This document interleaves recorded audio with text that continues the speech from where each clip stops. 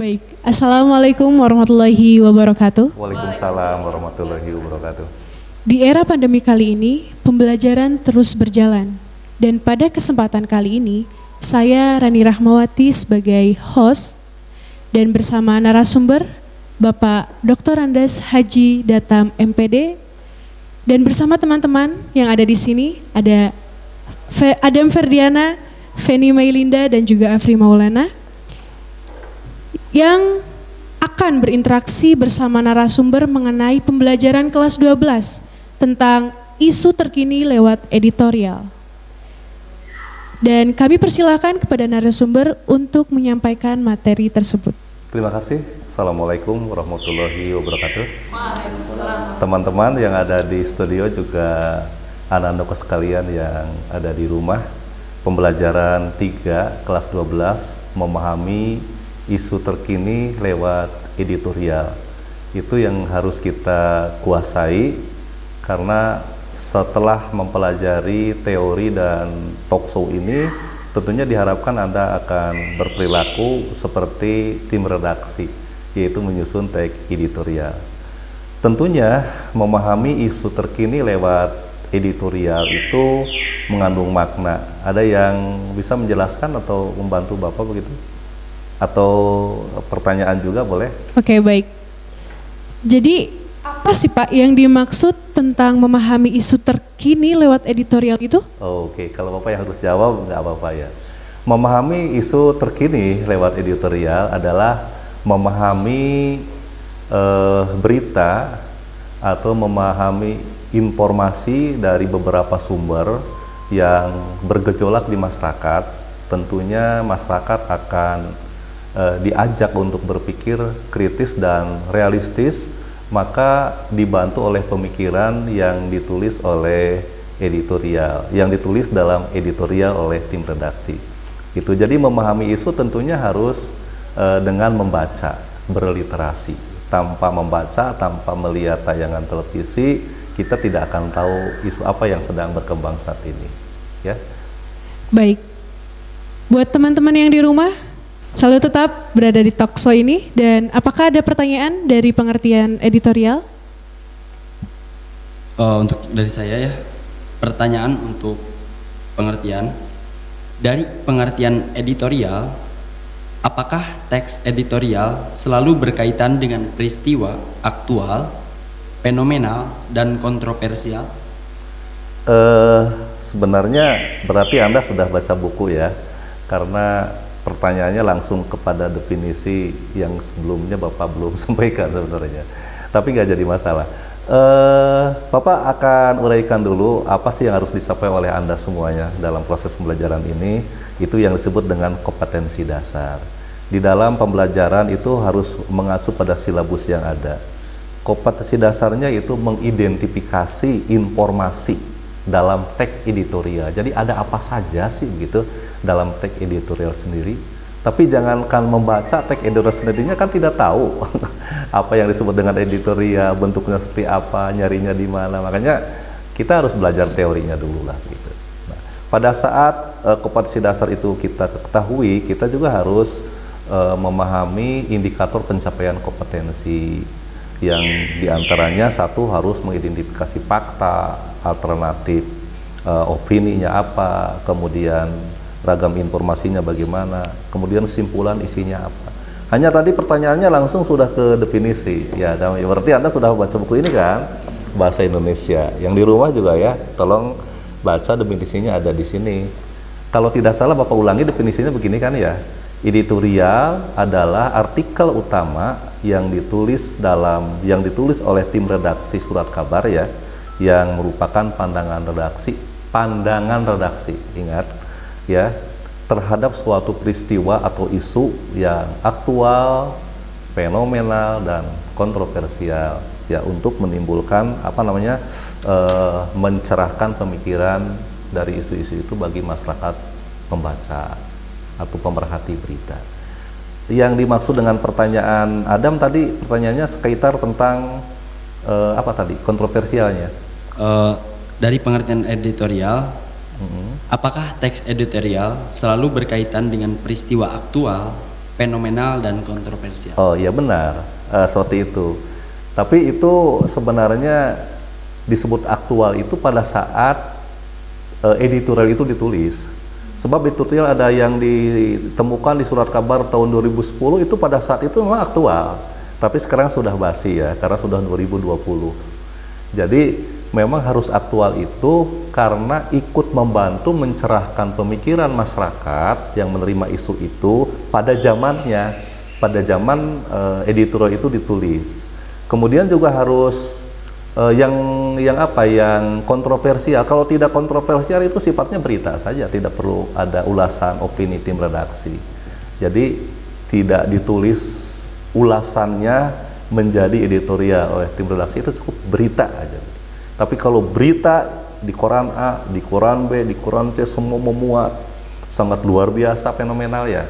Kemudian terjadi opini masyarakat yang berbeda-beda, berkonotasi positif, berkonotasi negatif, maka tim redaksi di sana hadir menulis editorial, memberikan pemikirannya yang penuh dengan legalitas sebagai tim redaksi surat kabar dan bertanggung jawab di atas ranah hukum itu.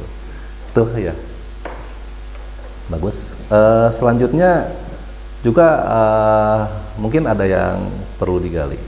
Dari pengertian teks editorial, berarti teks ini memiliki maksud ya Pak? Ya, jelas teks editorial itu memiliki maksud. Salah satu diantaranya adalah membujuk opini publik.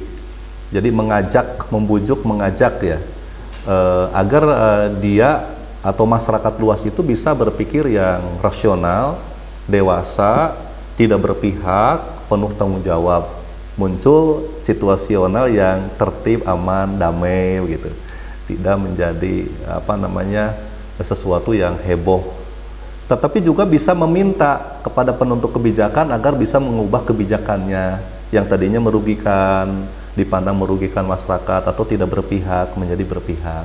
Maka sasaran daripada maksud menulis teks selain membujuk opini publik juga mempromosikan pikiran kritis tim redaksi dan mengajak kritis masyarakat dan meminta pada pihak-pihak terkait yang penentu kebijakan apabila itu dipandang meresahkan, situasi itu meresahkan. Bagus, Penny ya seperti itu. Baik, setelah pemaparan maksud dari penulisan teks ini, apakah ada yang ditanyakan? Ya.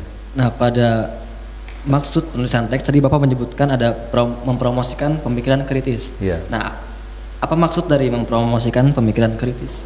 Oh ya, mempromosikan pemikiran kritis itu bahwa dalam menghadapi sebuah persoalan lewat berita, lewat isu aktual, kita tidak hanya semata-mata hanya menerima saja. Padahal berita itu belum tentu kebenarannya. Atau dibalik tanggapan negatif itu, justru itulah yang benar gitu.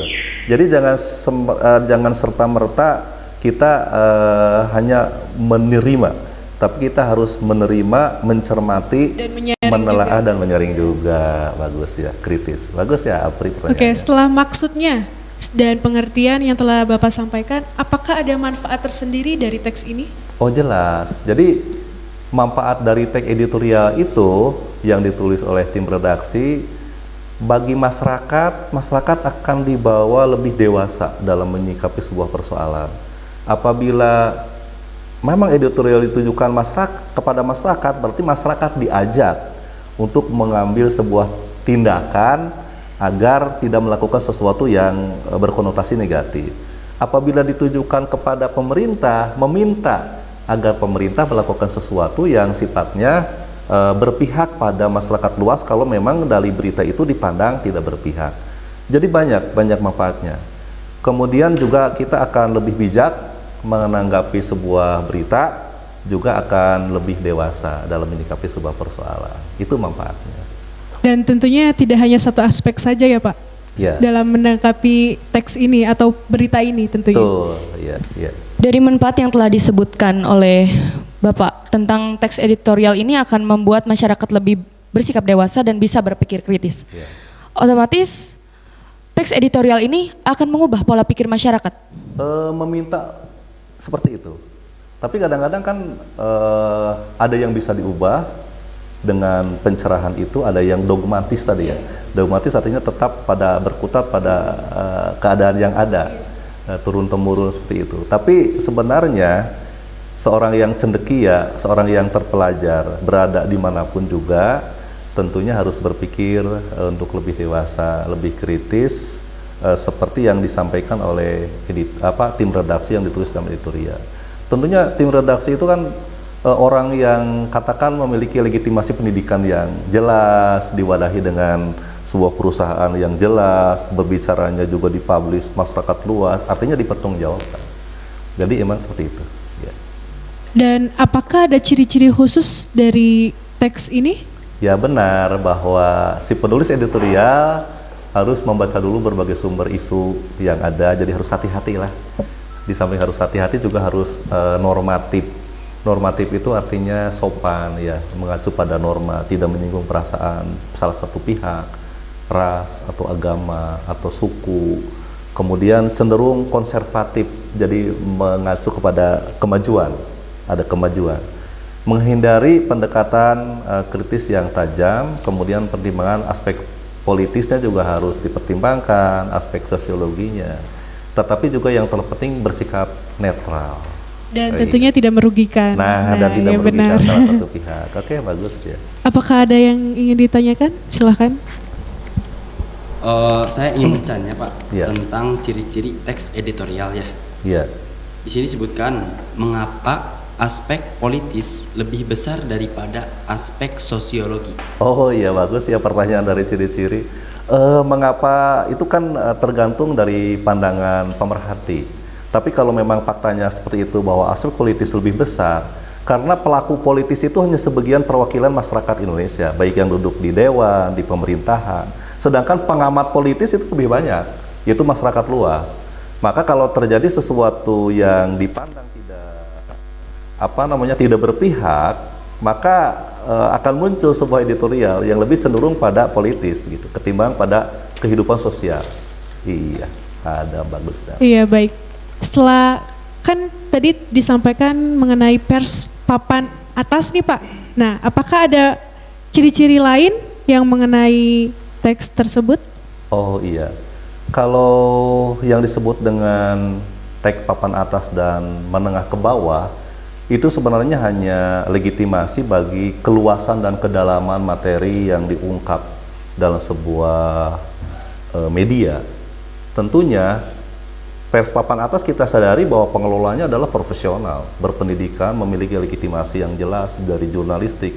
Kemudian daya sebarnya atau daya jangkaunya dibaca oleh masyarakat luas yang biasanya skupnya surat kabar intern, jadi surat kabar yang mendunia bahkan ya, selain mengindonesia. Artinya daya jangkau sasaran dan keakuratan informasinya lebih dapat dipertanggungjawabkan, gitu ya. Bagus. Oke, baik. Setelah ciri-ciri, apakah ada sifat yang ditunjukkan di teks tersebut, Pak?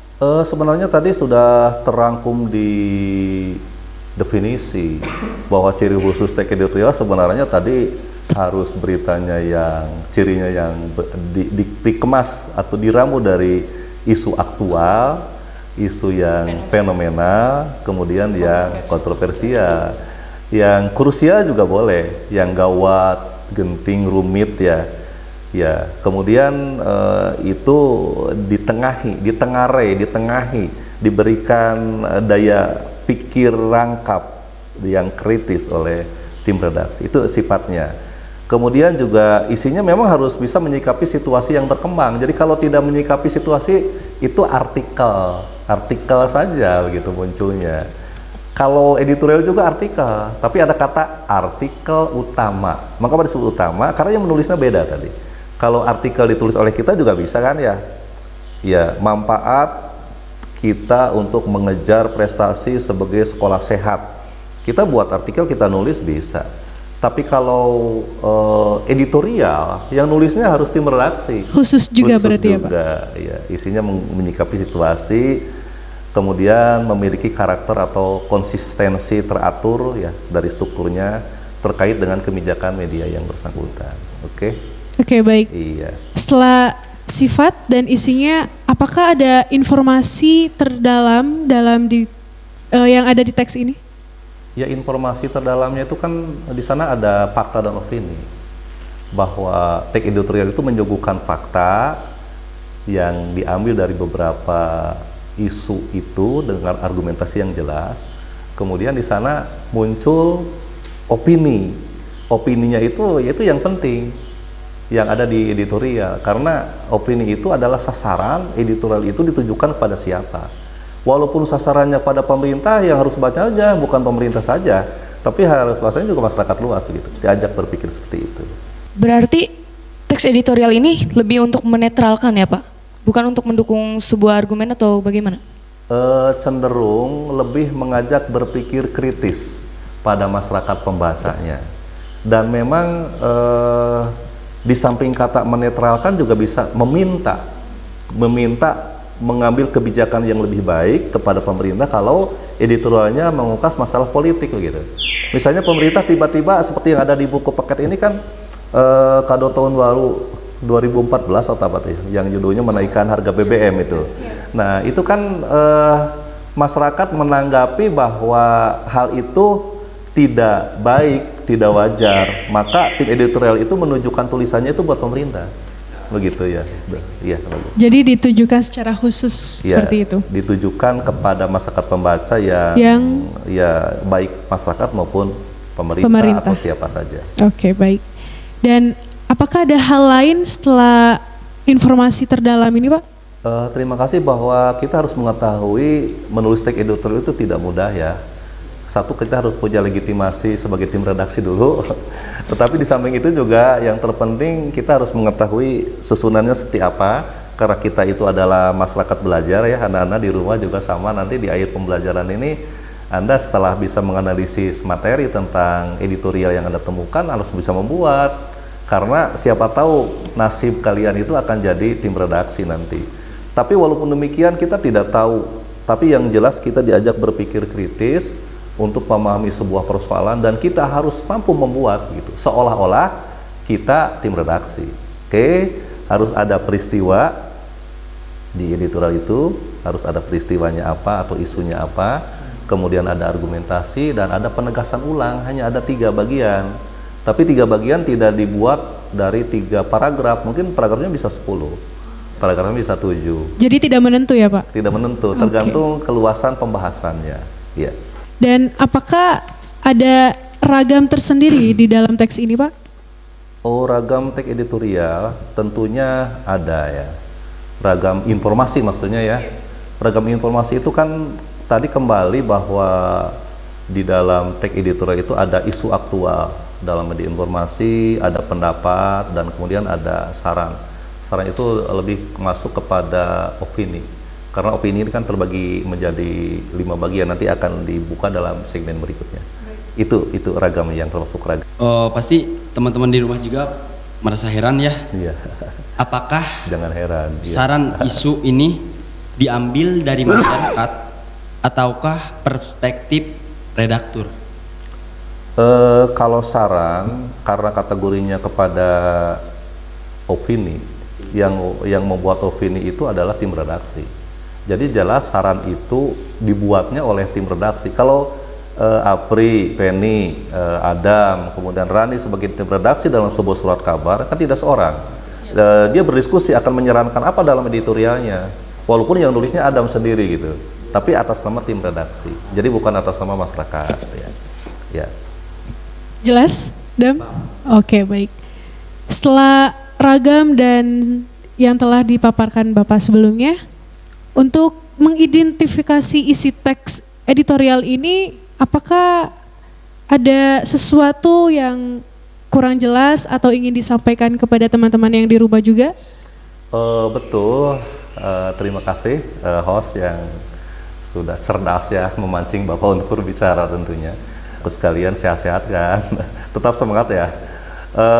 Mengidentifikasi isi teks editorial seperti yang kompetensi dasar Bapak sebutkan tadi ya, dan IPK-nya yang sudah Bapak bacakan di awal tadi, bahwa kita harus mencarikan fakta-fakta dan opini yang ada di sana sebagai pembaca yang kritis.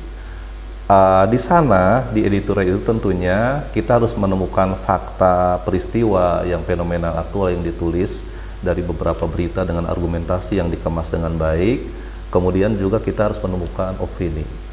Dan itu adalah inti dari isi, bahwa di dalam editorial ada fakta dan opini begitu. Kita akan menggiring ke sana sebenarnya, Pak. Dari identifikasi isi teks editorial ini ada fakta dan opini ya Pak. Iya, betul. Jadi untuk mengingatkan teman-teman di rumah, bisa tolong dijelaskan Pak perbedaan antara fakta dan opini? Aduh, itu agak panjang ya, nggak apa-apa ya. Ini pelajaran mungkin dari kelas 9 juga ada, kelas 8 kalau nggak salah. Kelas 8 SMP. Juga kelas, tapi mengingatkan kembali, dan memang tidak tabu, kita harus selalu mengingat. Karena ada pelajaran-pelajaran yang memang berawal dari pertanyaan apa fakta, apa opini, bagaimana memilih fakta dalam konteks pernyataan dan opini. Jadi fakta itu sebenarnya tidak dapat terbantahkan. Misalnya begini ya, Gunung Ciremai berada di Kabupaten Kuningan, nggak ada yang menyebut ada di Yogyakarta, tidak akan terbantahkan. Gitu. Tapi kalau opini masih bisa diperdebatkan, dibantahkan. Kemudian yang kedua, fakta keadaan ya, atau kejadian yang nyata atau peristiwa yang benar-benar terjadi.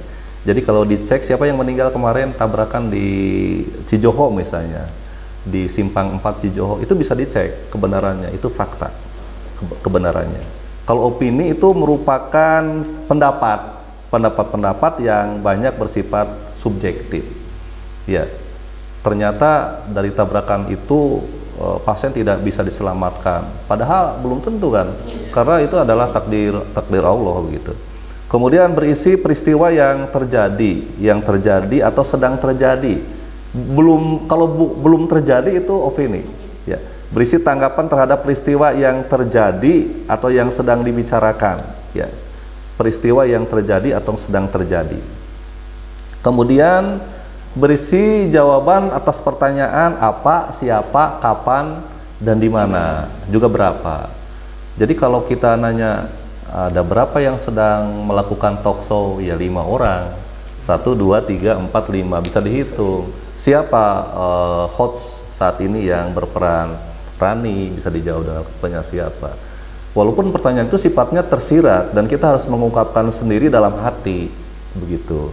Berbeda dengan opini. Kalau opini pertanyaan mengapa dan bagaimana. Mengapa ada pembelajaran bersifat virtual saat ini? Jawabannya macam-macam. Mengapa perlu dibuat proses pembelajaran talk show? Jawabannya macam-macam, bisa 1, 2, 3, 4. Nah, pertanyaan mengapa bagaimana itu pertanyaan sifatnya opini. Bagaimana keadaan SMA 3 Kuningan? Ada yang menyebut baik, ada yang menyebut kurang baik. Iya, dan sebagainya. Masih ada. Okay, bersifat objektif. Fakta itu objektif ya, tapi kalau opini bersifat subjektif, kebalikannya. Subjektif itu mengacu pada keinginan yang diharapkan oleh pembuat opininya itu sendiri. Kemudian mengandung aspek prefektif tadi ya, sudah. Aspek prefektif itu aspek yang telah terjadi masa lampau.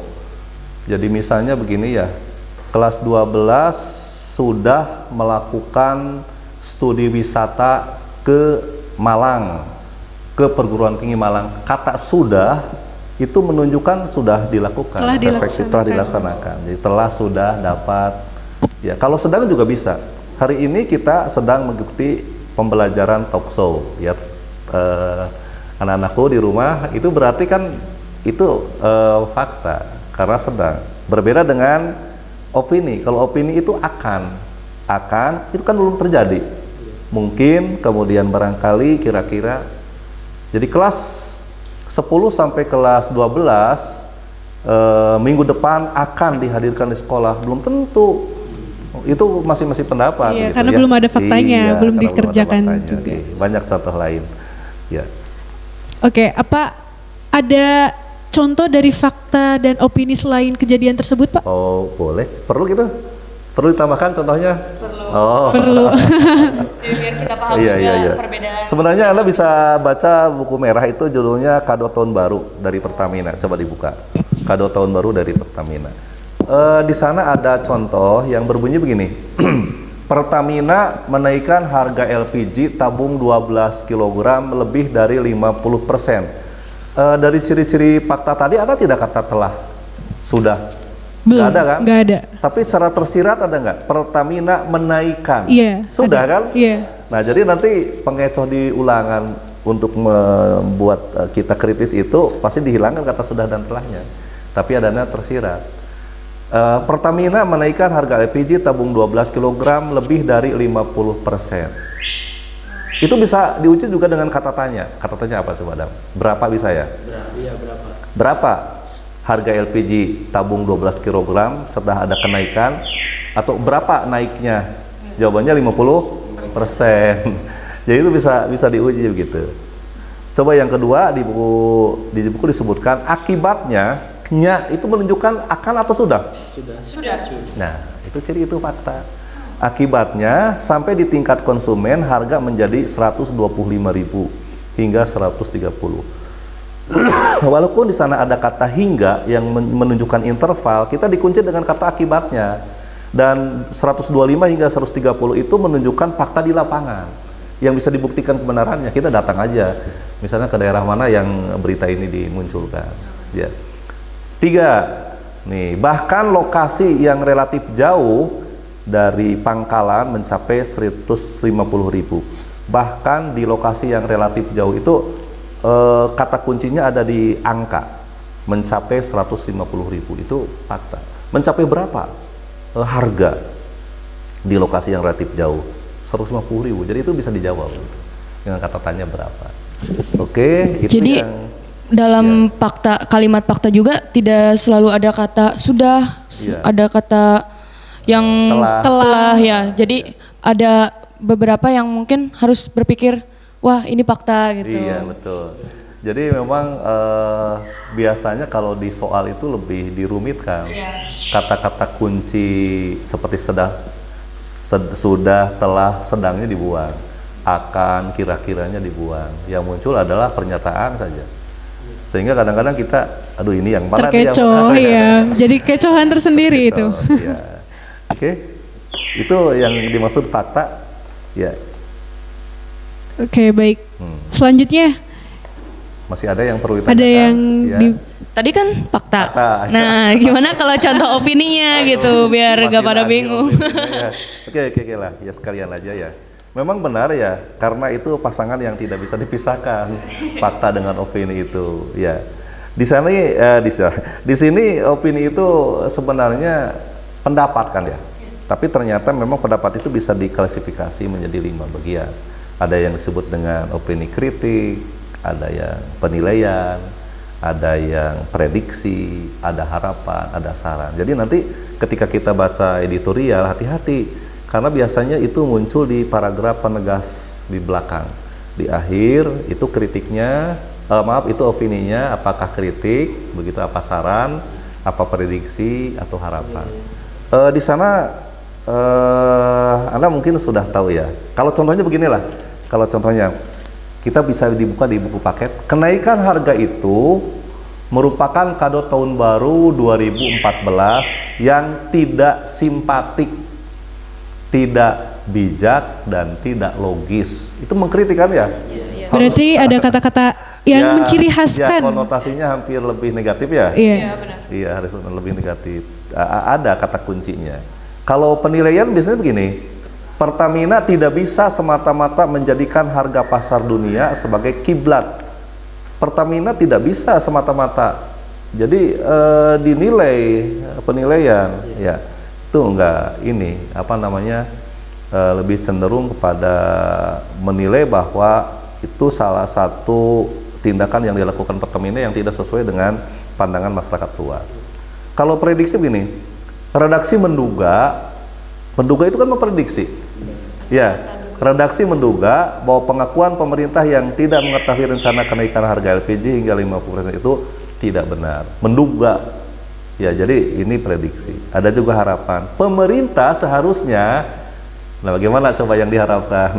Menggunakan keuntungan besar dari hasil tambang minyak dan gas untuk sebesar-besarnya kemakmuran dan kesejahteraan rakyat. Kalau saran, caranya dengan jadi semuanya memiliki kata kunci yang mencirikan terhadap opini jenis apa. Oke, berarti opini itu tidak hanya satu pandang ya, tidak hanya satu sudut pandang. Iya. Iya, ada macam-macam ya, ada kritik, penilaian, Iya. prediksi, harapan dan Harapan. juga saran teman-teman. Iya, betul. Jadi, apakah ada yang ingin disampaikan lagi? Paham semuanya? Oke, kalau sudah cukup, host ya, mohon maaf nih Bapak akan berikan tugas nih bagi teman-teman di rumah nih. Siap-siap, kerjain ya teman-teman. kerjain ya. Tentunya kita harus tetap enjoy, semangat ya. Anda coba jangan verbalisme lah Bapak yang tidak mengharap seperti itu. Carilah tag editorial satu aja. Satu di link ke teman-teman jadi skala sama nggak jadi masalah toh. Yang penting menemukan seperti apa sih tag editorial itu. Kalau menemukan surat kabar kan mudah. Tapi maaf nih teman-teman, anak-anakku semua di rumah, tidak setiap surat kabar ada editorialnya. Iya, benar. Karena apa alasannya? Karena tidak ada isu aktual saat itu dan fenomena kontroversial. Jadi si tim redaksi yang biasa nulis juga nggak nulis, tidak menulis begitu, nggak ada gitu. Tapi untuk itu makanya carinya mudah di Google, cari surat kabar, dibuka surat kabarnya, kemudian di copy, titik ulang atau apa caranya. Hanya menemukan, mudah kan? Kalau sudah ditemukan dibaca.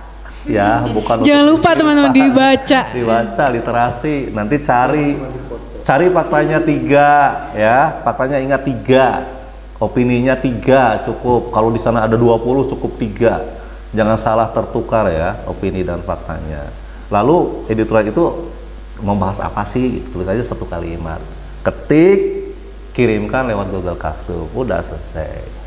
Demikian ya. Iya, siap. Terima kasih atas tugasnya dan semangat buat teman-teman yang di rumah. Iya. Dan jangan lupa buat teman-teman yang di rumah jangan sampai cuman copy paste aja. Iya. Yang pertama ya itu harus literasi, membaca ya tentunya. Dan jangan sampai ada kata-kata yang misalnya nih ada tulisan yang Iya. tidak ada spasi atau apa, itu harus ada editing Iya, biar betul. yang membaca ya yang Enak dikoreksi membacanya. ya membacanya enak. Terus editorialnya juga harus yang terkini dong. Nah, ya benar juga, jangan sampai Jangan tahun lalu ataupun misalnya nih tsunami itu udah tahun berapa?